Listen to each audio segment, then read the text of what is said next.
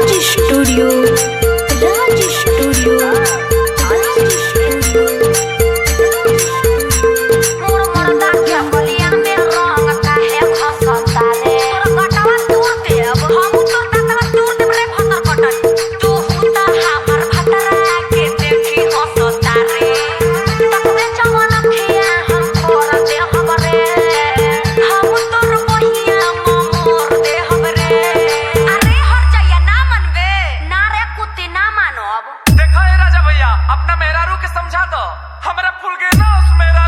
देखो अंकुश एगो बात कही देतनी तोहरो मेहरारुआ कम खेलवाड़ी नहीं खे कि तोरा मेहर के नियत हमरा के देख के बिगड़ल जाता रे तोरा मेहर के नियत हमरा के देख के बिगड़ल जाता रे।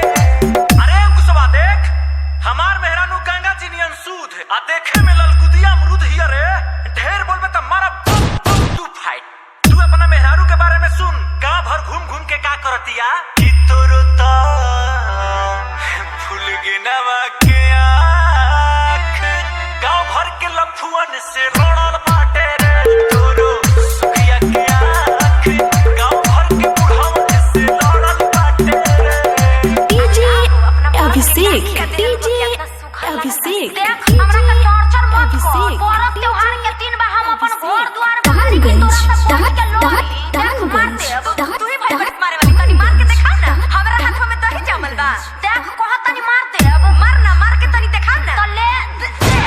अरे बापा ओ बापा कपार फोड़ला साई हो दादा आई हो माई।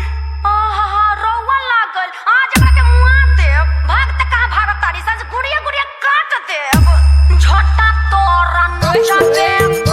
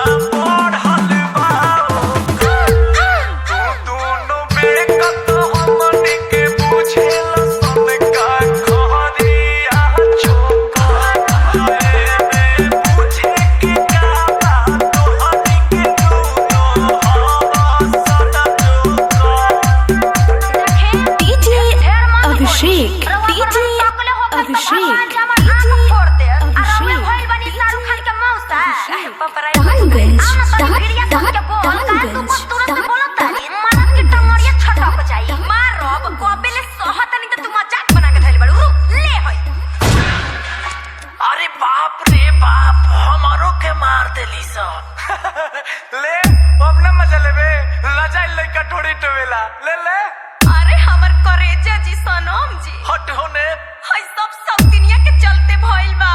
हई बनर मुही आए हो दादा हम का करे। अरे होई खेला बाड़ी बंद कोई के वाड़ी कोई को मरद गुस्सा बेले। अरे जो ना तोर में त खुद छिड़ा त छेलवा सुन रे छे हम त में गुस्सा एक भेट में छपना भांगा बाते रे कुती मारो चला के झूठी ते झूठो के बात बनावे ले आठे पर पतूरा कोती दसा कसा मटला बाते डीजे अभिषेक, डीजे अभिषेक, ते पुराण उठा के देख ले महाभारत हो के चाहे रामायण सब नारी डालगंज, हमनी के बड़ी कटी के मर जाई बाबू हमनी के नहीं हर चाहिए सन हमनी के फगुओ बर्बाद हो जाए। हां रे भाई ई तो बात पोते के बोलले त चल अखिलेश भैया के द्वार पर। अरे पहले हमनी के मना ली अब नहीं तो घर में आग लगा के जोर मर जाइए सब। लड़ल छोड़ा